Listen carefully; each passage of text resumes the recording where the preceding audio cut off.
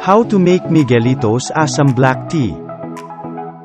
Prepare 1 bag or 60 grams of Assam black tea and 8 liters of hot water into a pot.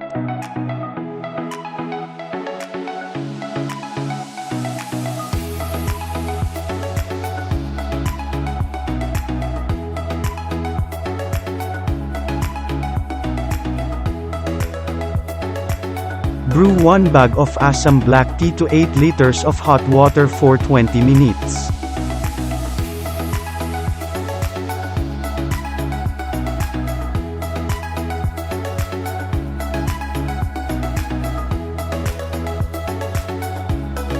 After 20 minutes, remove the Assam black tea bag from the hot water.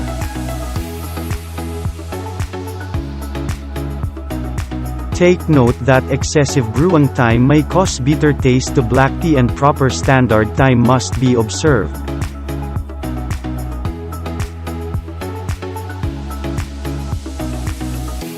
Transfer the brewed Assam black tea.